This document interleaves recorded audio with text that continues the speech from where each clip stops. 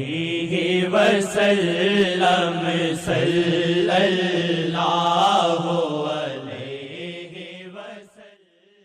بسم اللہ الرحمن الرحیم۔ کتاب وحی کی ابتدا۔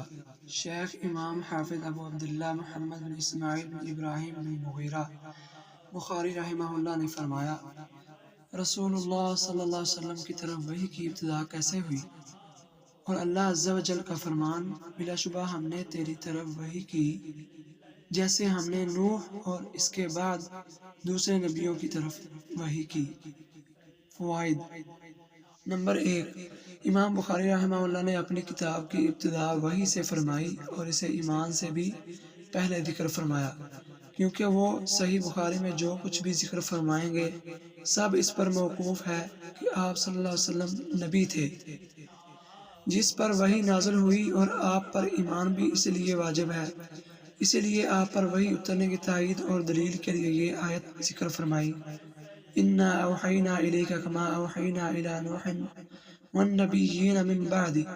بلا شبہ ہم نے تیری طرف وحی کی جیسے ہم نے نوح اور اس کے بعد دوسرے نبیوں کی طرف وحی کی۔ وحی کا لفظ چونکہ الہام اور اس کے سوا اور معنوں میں بھی آتا ہے، جن میں بعض کا تعلق غیر نبی سے بھی ہوتا ہے، جیسا کہ اللہ تعالیٰ نے فرمایا، وَأَوْحَىٰ رَبُّكَ إِلَى النَّحْلِ، اور تیرے رب نے شہد کی مکھی کی طرف وحی فرمائی، اور فرمایا، وَأَوْحَيْنَا إِلَىٰ أُمِّ مُوسَىٰ، اور ہم نے موسیٰ کی ماں کی طرف وحی کی۔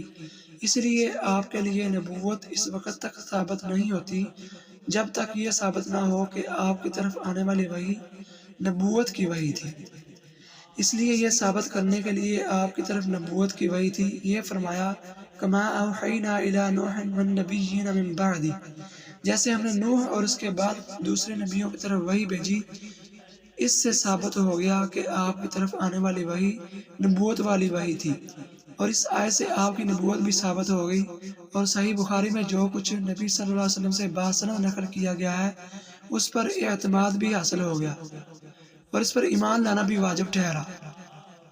امام بخاری رحمہ اللہ نے اس لیے کتاب الوحی کے بعد کتاب الایمان کا ذکر فرمایا۔ خلاصہ یہ ہے کہ دین کی ابتدا اور نبوت اور رسالت کا دار و مدار آپ کی طرف وحی الہی ہی پر ہے، اس لیے کتاب کی ابتدا اس کے ساتھ فرمائی۔ سندھی۔ نمبر 2، لفظ بابن کے بعد آنے والی عبارت کو ترجمۃ الباب کہتے ہیں، اور وہ عبارت کئی اجزاء پر مشتمل ہو سکتی ہے۔ ان تمام اجزاء کو مترجم بھی اور آگے باسند آنے والی حدیث یا احادیث کو مترجم لہو کہا جاتا ہے۔ مترجم بھی سے مراد وہ ہے جس کو ثابت کرنا مقصود ہے، اور مترجم لہو وہ ہے جس سے استدلال کیا جائے، یعنی جیسے بطور دلیل پیش کیا جائے۔ گویا اس باب میں دو باتیں بیان کرنا مقصود ہیں، ایک یہ کہ رسول اللہ صلی اللہ علیہ وسلم کی طرف وحی کی ابتدا کیسے ہوئی، اور دوسری یہ کہ آپ صلی اللہ علیہ وسلم کی طرف وحی کی کیفیت وہی تھی جو آیت میں مذکور انبیاء علیہ السلام کی طرف وحی کی تھی۔ گویا اس باب میں آنے والی ہر حدیث کے لیے ضروری نہیں کہ اس میں وحی کی ابتدا کا ذکر ہو، بلکہ بعض حدیثوں میں وحی کی ابتدا کا ذکر ہوگا اور بعض میں آپ صلی اللہ علیہ وسلم پر اترنے والی وحی کی کیفیتوں کا ذکر ہوگا۔ ہر حدیث میں وحی کی ابتدا تلاش کرنا محض تکلف ہے۔ نمبر 3، آیت کے مطابق رسول اللہ صلی اللہ علیہ وسلم کی طرف آنے والی وحی اس طرح تھی جیسے پہلے انبیاء علیہ السلام کی طرف نازل ہونے والی وحی تھی۔ قرآن مجید میں دوسری جگہ اللہ تعالیٰ نے کسی بھی بشر سے اپنے کلام کی ممکن صورتیں بیان فرمائی ہیں، اور یہ بھی بتایا ہے کہ نبی صلی اللہ علیہ وسلم کی طرف بھی اس طرح وحی نازل ہوئی۔